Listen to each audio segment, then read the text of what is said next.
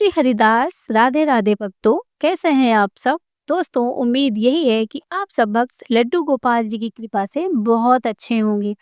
दोस्तों, आज मैं आप सबको लड्डू गोपाल जी की एक फिर से नई लीला कथा सुनाने जा रही हूँ। तो दोस्तों, लीला कथा को पूरी ज़रूर सुनें और अगर आप सब मेरे चैनल पर नए आए हैं तो सब्सक्राइब करके वीडियो को लाइक शेयर ज़रूर से करें। तो चलिए शुरू करते हैं हम आज की लीला कथा। दोस्तों, लड्डू गोपाल जी की सेवा तो पूरी दुनिया करती है। हम सब भी लड्डू गोपाल जी के परम भक्त हैं दोस्तों। लेकिन आज मैं आपको वो कथा सुनाऊंगी जिसे सुन करके आप खुद भी हैरान हो जाएंगे। तो चलिए शुरू करते हैं। दोस्तों, आज की लीला कथा मुझे भेजी है गीता जी ने। गीता जी कहती हैं कि आज मैं आपको दीदी वो बातें बताने जा रही हूँ जो शायद आपने कभी सुनी ही नहीं होगी। दोस्तों, गीता कहती हैं कि कहानी किसी और की नहीं, मेरी ही भाभी की है। वो कहती हैं कि गीता जी कि मैं अपने घर में सबसे बड़ी हूँ और मैं इस समय ससुराल में हूँ। लेकिन मेरे भाई की जो मेरे छोटे भाई की शादी हुई, तब पहले तो मेरे छोटे भाई की शादी नहीं हो रही थी क्योंकि मेरा जो छोटा भाई है, वो थोड़ा पैर से उसको थोड़ी-सी प्रॉब्लम है। उसके जो पैर नीचे का हिस्सा है ना, उसको पोलियो हो गया था, तो इस वज़ह से वो पतला है। तो उसकी शादी होने में बहुत दिक्कत हो रही थी। लेकिन जो मेरी माँ है, वो हमेशा भगवान पर विश्वास रखती थी कि हमारे भगवान, हमारे लड्डू गोपाल जी हमारे साथ हैं, हमारा कभी कुछ अनिष्ट हो ही नहीं सकता। दोस्तों, इसी तरह से काफ़ी समय के बाद लड्डू गोपाल जी की सेवा वो हमेशा करते थे, उनके भाई भी करते थे, सारे लोग करते थे। लेकिन वो कहते हैं ना कि जो लिखा होता है किस्मत में वही होता है। दोस्तों, वो लड्डू गोपाल जी की सेवा खूब करते थे, लेकिन अभी तक उनकी कहीं शादी नहीं लग रही थी। वो बहुत में मतलब बहुत ज़्यादा अच्छे खासे थे, अच्छा घर था, परिवार था सब, लेकिन पैर की वज़ह से वो हमेशा से मात खा जाते थे। उसके बाद लड्डू गोपाल जी की सेवा करना तो उनका नियम था, धर्म तो बन ही गया था दोस्तों। लेकिन जो उनकी माँ थी ना, वो हमेशा लड्डू गोपाल जी के आगे रोती कि हे कन्हैया, मुझे एक ऐसी बहू चाहिए जो आपकी सेवा कर सके। मैं भी बूढ़ी हूँ, मेरी बड़ी बेटी की शादी हो गई है, एक छोटा बेटा ही बचा है। अगर मैं तुम्हारी सेवा करने के लायक बहू नहीं मिली तो मैं क्या करूँगी? कौन करेगा तुम्हारी सेवा? दोस्तों, यही सब बातों से वो बहुत ज़्यादा दुखी रहती थी, बीमार भी हो गई थी। इसी त उनको उनका क्योंकि शुगर वग़ैरह उनको जो भी प्रॉब्लम्स थी दोस्तों, तो इसी वज़ह से वो बीमार भी रहती थी। फिर भगवान की कृपा हुई उनके घर में और उनके घर में बहुत ही सुंदर सी बहू आई दोस्तों। बहू आई, उन्होंने पैर को देखा जब, तो उन्होंने कहा कि ये तो हर किसी का प्रारब्ध होता है। ज़रूरी नहीं है कि इनका पैर ऐसा हो तो इनका मन भी ऐसा हो, हमें मन की ज़रूरत है। क्योंकि दोस्तों, घर में यहाँ तक कि नौकर-चाकर भी लगे हुए थे, तो इस वज़ह से उनको कोई प्रॉब्लम नहीं हुई और कमाने वाले भी बहुत सा मतलब कमाने का ज़रिया भी बहुत था उनके यहाँ। उनके यहाँ दोस्तों आइसक्रीम की फैक्ट्री थी, तो इस वज़ह से काम करने की भी कोई झंझट नहीं थी। तो वो भी थे, बैसाखी के द्वारा वो आया-जाया करते थे, तो अच्छे से शादी हो गई। दोस्तों, जिनकी शादी हुई इनका नाम था नीलम। नीलम जी आती हैं घर में और गीता जी कहती हैं कि जब नीलम मेरी भाभी बनकर आई, पहले तो मुझसे बहुत छोटी है लेकिन फिर भी मैं उसे अपनी भाभी ही बोलती हूँ, भाभी ही है वो मेरी। तो कहती है कि नीलम आई, बहुत ही अच्छी लड़की, बहुत अच्छी, क्या आप कह लीजिए बहुत अच्छी। हमने तो लगा कि हमारे भाई इस तरह है तो हमारे भाई को अच्छी लड़की मिलेगी ही नहीं, लेकिन सच में बहुत ही अच्छी, बहुत ही भगवान भागवत गीता का उसे बहुत ज्ञान था क्योंकि वो बहुत ज़्यादा, उन्होंने कहा कि भगवान को बहुत सुनती थी, मानती थी वो। उसके बाद उन्होंने कहा कि अच्छे से शादी हो गई मेरे भाई की, 2 साल 3 साल बीत गए, अभी बच्चा नहीं हो रहा था। दोस्तों, बच्चा नहीं हो रहा था तो अभी तुरंत ही बच्चे हो जाना, तो गीता जी भी यही कहती हैं कि तुरंत मैंने उसको हमेशा से कहा कि थोड़ा-सा जाके घूम आओ, घूम फिर लो, उसके बाद बच्चे तो होते ही रहेंगे। तभी वो कहती है इसी तरह 3 साल बीत जाते हैं, उनको बच्चे नहीं होते। अब दोस्तों 3 साल हो गए, घूम लिया, फिर लिया, एन्जॉय भी कर लिया जीवन का, लेकिन बच्चे भी तो ज़रूरी है ना। तो अब बच्चों की तड़प, कहते हैं ना कि एक तड़प होती है कि हमारा बच्चा हो अपना, तो बस यही तड़प थी दोस्तों जी बच्चा होने की। और तो बच्चे के लिए बहुत परेशान थी, जगह-जगह दिखाया दोस्तों, भगवान की पूजा सेवा करना खूब उन्होंने शुरू कर दिया। माँ जी सेवा नहीं करती थी उनकी, अब वही सेवा करने लगी थी। सेवा करती, खूब सेवा करती, खूब सेवा करती। उसके बाद दोस्तों इसी तरह से 1 साल निकल गया, लेकिन तब भी उन्होंने आस नहीं छोड़ी। लड्डू गोपाल की सेवा वो निरंतर करती रहीं, निरंतर सेवा करते-करते दोस्तों, एक ऐसा दिन आया जिस दिन ये खुशखबरी मिली। खुशखबरी सुन कर के पूरे मोहल्ले में मिठाइयाँ बँटीं क्योंकि दोस्तों 5 साल से वो इंतज़ार कर रही थीं। 5 साल के बाद उनके बहू की सूनी गोद जो है हरी हो गई थी। अब उनको पेट में बच्चा था, वो ल कोई भी लापरवाही नहीं करना चाहती थीं। दोस्तों उन्होंने पूरे ड्राइवर को भेज कर के उन्होंने दिखाया डॉक्टर को कि कोई भी प्रॉब्लम ना हो हमारे बच्चे को। बहुत सेवा करती थी वो लड्डू गोपाल जी की भी, वो कहती थी कि बेटा तुम परेशान ना हो, बस गोपाल जी की सेवा करो, इसलिए गोपाल जी जैसा बालक हमारे घर आए बस, बाकी तुम्हें एक ठो तिनका उठाने की भी ज़रूरत नहीं है। वो भी खुश थी कि चलो अच्छी बात है, गीता जी ये सुनती हैं तो बहुत बधाइयाँ देने के लिए उनके घर आती हैं। घर आती हैं तो इसी तरह से दोस्तों 3 से 4 महीने बीत जाते हैं। जब चौथा महीना लगता है तो जो नीलम थी वो मतलब उनको बहुत ही अजीब तरह की बेचैनी होने लगती है, वो बहुत परेशान हो जाती हैं। जब परेशान होती हैं तो गीता जी तो आई ही हुई थी, तो मतलब आई थी तो उनको देख कर के गई थी तो सब ठीक है। तो वो फ़ोन करती हैं नीलम, गीता जी के पास फ़ोन करती हैं।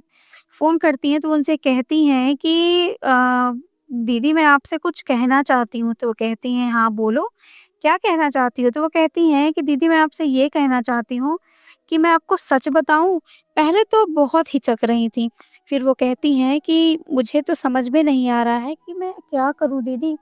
तो कहती है अरे बताओ, तो वो कहती है कि ऐसा है प्रेगनेंसी की वज़ह से ना मुझे घबराहट होती है बहुत ज़्यादा, तो इस वज़ह से मैं ज़्यादा इधर-उधर कुछ भी नहीं कर पाती। तो वो कहती हैं कि ऐसे सिम्पटम्स होते रहते हैं, लेकिन फिर भी वो बातें छुपा लेती हैं। उसके बाद वो कहती हैं कि मैं अपने हस्बैंड से कहूँ, लेकिन वो कहती हैं हस्बैंड से कहूँगी कि तो माँ जी से बता देंगे। फिर वो कहती हैं कि मैं ड्राइवर के साथ बाहर चली जाऊँ, मैं वो चीज़ें करके आ जाऊँगी, वो कोई जानेगा भी नहीं। उसके बाद दोस्तों वो जाती हैं, बाहर जाती हैं। बाहर जाने के बाद दोस्तों वो एक होटल में जाती हैं, होटल में जाके वो नॉन-वेज खाती हैं। नॉनवेज खाती हैं दोस्तों, अब वो खाती हैं, वो कहती हैं कि मेरा बहुत ज़्यादा नॉनवेज खाने का मन कर रहा है, मैं क्या करूँ? अब वो खाती भी हैं और ये चीज़ दोस्तों उनका जो ड्राइवर था वो देख रहा था। लेकिन अब वो नौकर था तो वो कह नहीं सकता था। उसके बाद वो उसको कह भी देती हैं कि तुम घर में नहीं बताना कि मैंने ये सब चीज़ें खाई हैं। उसके बाद वो वापस आ जाती हैं घर। फिर वो अपना काम करती रहती हैं दोस्तों, ये सब चीज़ें करती रहती हैं और खाती रहती हैं। काफ़ी बार वो इन 2 महीनों में उनका जब छठवाँ महीना नहीं लगा था दोस्तों, तब तक वो काफ़ी बार जाकर खा चुकी थीं। उसके बाद इस बार अब बारी थी दोस्तों कि बच्चा पेट में था और बच्चा मतलब पेट बाहर आ रहा था। तो सासू माँ कहती है कि तुम बार-बार बाहर क्यों जाती हो? क्योंकि वो मंदिर का बहाना करके जाती थी। उसके बाद दोस्तों जब वो मंदिर का बहाना करके जाती थी और वो नॉनवेज खाकर आती थी, तो वो घर आकर के बहुत रोती थी, बहुत रोती थी।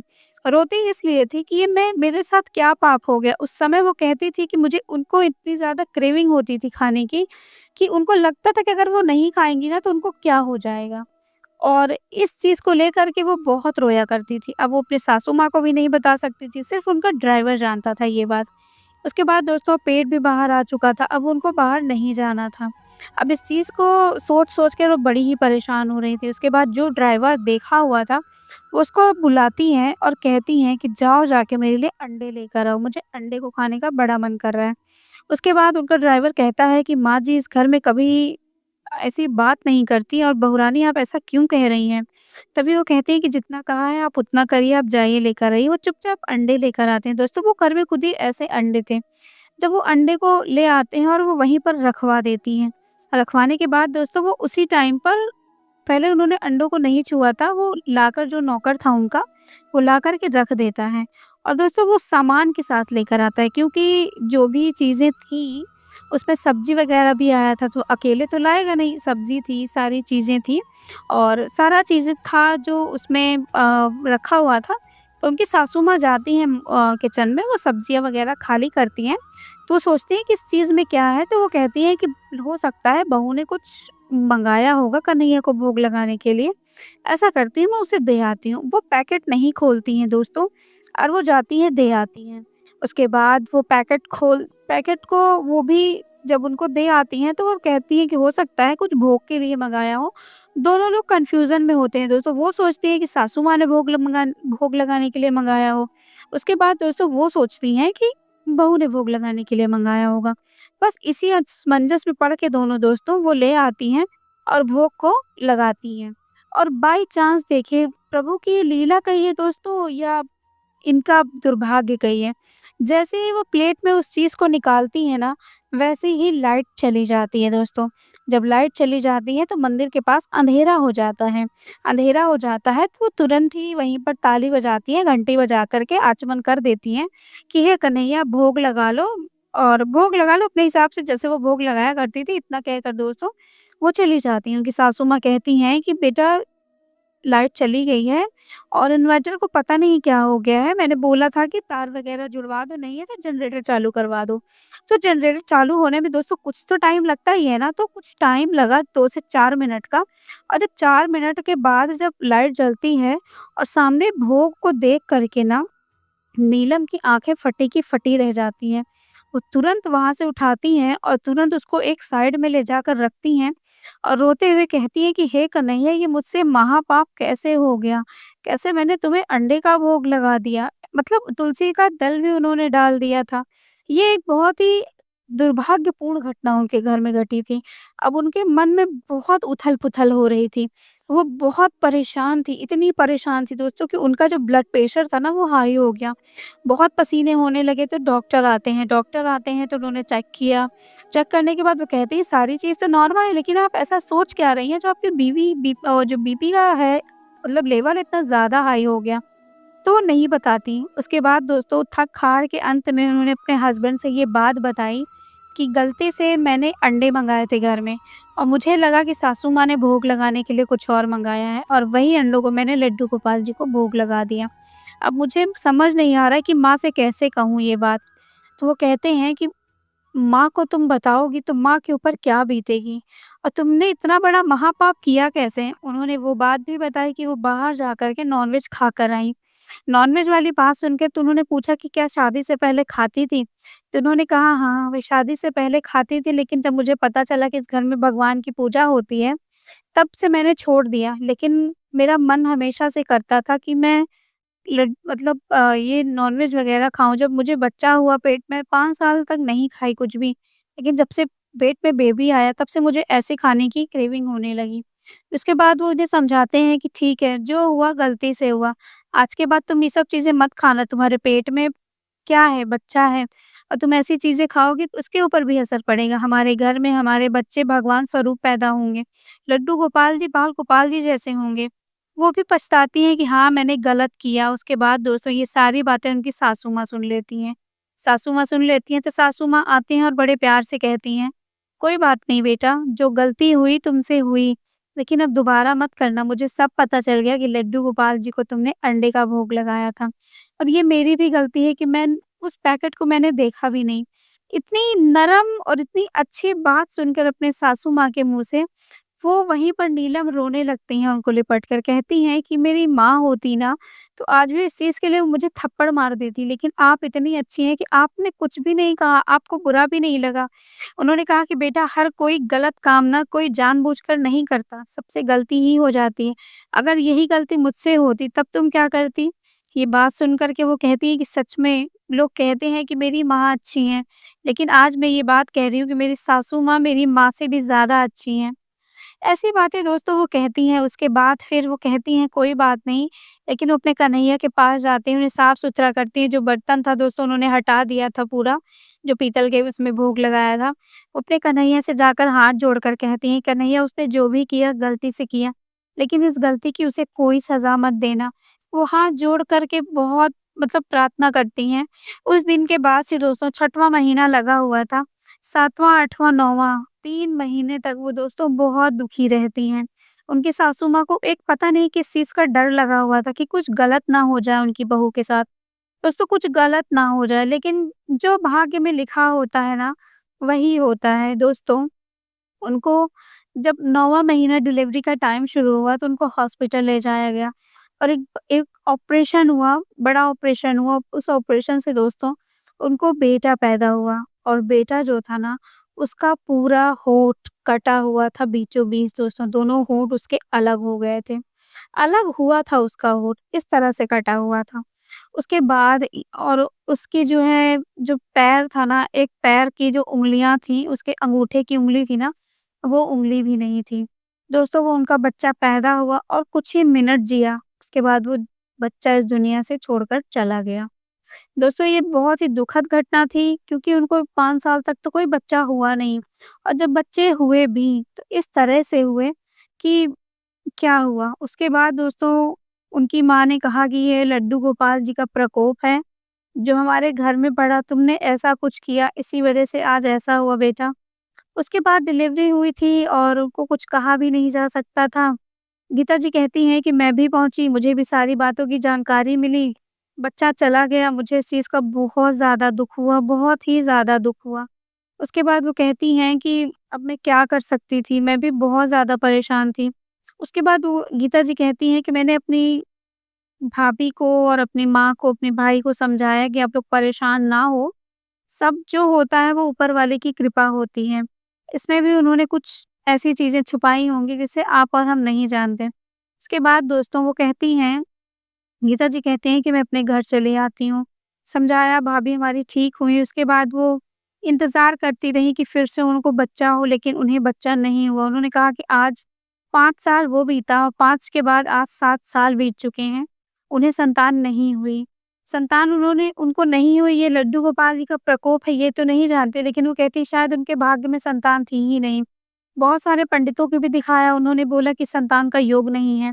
उसके बाद वो कहती हैं गीता जी कि मैं भी अपने बच्चे के चक्कर में कि मुझे बच्चे मतलब बेटा हो, उसी बेटे के चक्कर में मेरी 4 बेटियाँ हो गई थी और 4 बेटियाँ होने के बाद मुझे 2 बेटे हुए। तो गीता जी कहती हैं कि 4 बेटियों में मैंने अपने दोनों बेटियों को अपनी भाभी को गोद दे दिया। मेरी भाभी ने मेरी दोनों बेटियों को गोद ले लिया। उन्होंने बेटों को नहीं माँगा, उन्होंने कहा कि हम बेटियों को गोद लेंगे। तो दोनों बेटियों को मेरे उन्होंने गोद लेके मेरी एक बेटी 3 साल की थी, एक ढाई स मतलब एक 3 साल की थी, एक 5 साल की थी। तो उन्होंने उनको गोद ले लिया दोनों को और मतलब एक अच्छे से उन्होंने पूरा मतलब कोर्ट द्वारा उन्होंने मेरी बेटियों को गोद ले लिया और वो आज भी अपनी बच्चियों की तरह मानती हैं मेरी बेटियों को और बहुत प्यार करती हैं। लेकिन उनकी आँखों में आज भी वो सूनापन रहता है कि उनको खुद की कोई औलादें नहीं हैं। इस चीज़ का दुःख दोस्तों आज भी उनको बना रहता है। तो इस तरह की उन्होंने गीता जी ने बताया कि फिर मैं बहुत परेशान हुई इस चीज़ को लेकर के, काफ़ी जगह दिखाया डॉक्टरों को, लेकिन डॉक्टर ने कहा कि ये माँ नहीं बन सकती हैं क्योंकि बहुत प्रॉब्लम है।